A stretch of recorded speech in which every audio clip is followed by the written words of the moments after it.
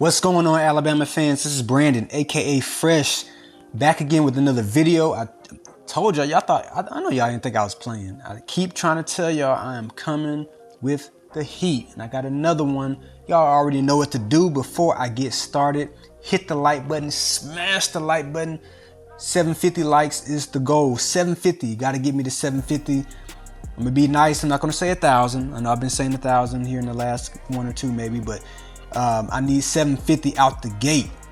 I've been appreciating the love and everything. You know, it's really good to be back doing these videos and giving this commentary. And again, for those of y'all who are listening to this on YouTube, again, need those likes. Smash the like button. Share this video with your favorite Alabama fan. Do that right now. All right. So this topic right here is very interesting. All right. So Joe Klatt, for those who don't know, he's a Fox analyst, college football analyst, and he recently had Nick Saban join him for his podcast, the Joe Klatt Show, and he's calling it Big Noon Conversations. He's basically like, you know, speaking with, you know, major figures in the college football space. You know, he had Nick Saban on last week. And, you know, they talked about a lot of things, you know, regarding Nick Saban's thoughts, you know, about NIL, of course, you know, the college football playoffs. And towards the end of the conversation, the interview, you know, there was a very interesting dialogue, very interesting dynamic. And, you know, Nick Saban, well, actually, let me back up just for a quick second. Joe Klatt was discussing, you know, his passion for wanting to compete. You know, he felt like he always should have been a coach, or wanted to be a coach, or always thought that he would be a coach. And, you know, for those of y'all who don't know Joe Klatt, and I'll go into this in more detail in just a moment, he played football for the University for Colorado Buffaloes in the 2000s, early 2000s. And he was a quarterback, also had a career in Major League Baseball, or, you know, started off, he got drafted, I should say, played minor league for a couple years. But you know, he was talking about, I just got this desire and this passion to compete and whatnot. And towards the end of the conversation, you know, Nick Saban, you know, he's like, hey, you know, I got a job waiting for you. You know, if you want it, you know, coaching on my staff. You know, and Joe Klatt was like, I mean, like, don't be playing. Like, I'm like, if you serious, like, you know, we can have a conversation. Like, you know what I'm saying? Like, he was like, you know, don't just be saying that. You know, so it didn't really, it was very interesting. You have to go watch it. Shout out to Joe Klatt. But, you know, Nick Saban, you know, I don't think that he just throws stuff out there just to say it. I think that, you know, he wouldn't just be a jerk, especially listening to, you know, Joe Klatt, you know, mention, you know, how, mentioning how he, you know, he wanted to be, or always thought about being, and he still has a desire to compete and all that. And he really kind of, you know, bared his heart and soul for a brief moment there, you know. But, you know, so I was looking at it, I was like, I don't think Nick Saban would just, you know, throw that out there if there wasn't any seriousness behind it. You know, he was smiling, but it wasn't like, oh, I'm just playing, you know. So Joe Klatt was like, you know, like, yeah, okay, like, if you really serious, then, you know, we can talk, you know. And it got me really thinking. Joe Klatt at the University of Alabama on the coaching staff. Now think about this. Joe Klatt was a former quarterback, okay? And, you know, he's only 41 years old, so he's still very young, very bright mind. So if you haven't really listened to, you know, Joe Klatt kind of break down, you know, and give analysis, he does a very good job. I love, you know, people who are very opinionated. I'm very opinionated. But people that can speak their mind and also, you know, do it eloquently, especially in an analysis perspective. And I think he does a good job at that. You know, whether he's right or wrong, you know, it's, you know, being able to articulate your thoughts, you know, very, poignant, you know, my vocabulary word for y'all. But also, you know, very astutely as well. You know, he's a very good student of the game, understands the game. Obviously, you know, someone who's played it at the most important position. So, you know, I think he's serious about this, guys. You know, because he just tweeted something, and I'll show the tweet up on the screen. about, hey, Alabama fans, what y'all think? Like, what do y'all think about me, potentially being a part of the staff? And of course, fans, for the most part, they're gonna be like, man, we ain't trying to hear you on this, man. Like, come on, man, get out of here. But when you really think about it, having someone like Joe Klatt, with his knowledge, with his, personality, someone who can command a room, these are quality aspects of being a coach, because when you hear him speak, he grabs your attention.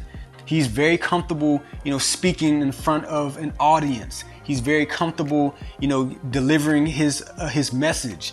These are all attributes of an effective coach. Don't give me just the X's and O's. Can you articulate and get me to run behind you, so to speak? That's what makes a lot of coaches effective. You have to have both. Don't get me wrong. But can you lead? And I believe that Joe Klatt, he obviously did it from a quarterback position. Again, so going back to some of his accolades. So for those who don't know, in his he actually walked on in 2002 as a quarterback, but he also played special teams, kind of getting his footing and whatnot. But he won the starting job the next year in 2003 and was a 3-year starter for Colorado. His first year, he was Colorado's offensive player of the year. He led them to the Big 12 title game his second year, losing to Oklahoma State in the championship game. And then his next season, his last year, again he led Colorado to the Big 12 championship game. He got blown out by Texas. Unfortunately, his college career ended. Suffered a major concussion in that game. Ended up going undrafted in the 2006 NFL draft, and he was able to get on some mini camps with the Saints and the Lions. He was released shortly after pretty much for both teams respectively, and then kind of started beginning his broadcasting career shortly after that. So he's got pedigree. Someone who's played professionally in two different sports, minor leagues and baseball, played college football, actually, played, wasn't some guy who just, rode the bench but he actually starred. I mean, he led a Pac-10 at that time program to, 2 championship games, or Big 12 rather, I'm sorry. I forget, Colorado was moved later, but Big 12, championship games, fell short. But I mean, that shows leadership. That to me shows leadership. So, Joe Klatt on Nick Saban's coaching staff, could he be an analyst, work his way up to QB coach, offensive coordinator, head coach? Is this beyond the pale to believe? I think Nick Saban might have something here. Am I crazy? Like, seriously, let's really take a step back. If Trent Dilfer, who's now, I mean, imagine if Nick Saban would have, taken Trent Dilfer, who, he was an analyst on ESPN, then he worked and said, I have a burning desire to coach, coach high school, then gets the job at UAB. I think Trent Dilfer is going to do some great things at UAB. He's a great leader, former quarterback, Super Bowl champion.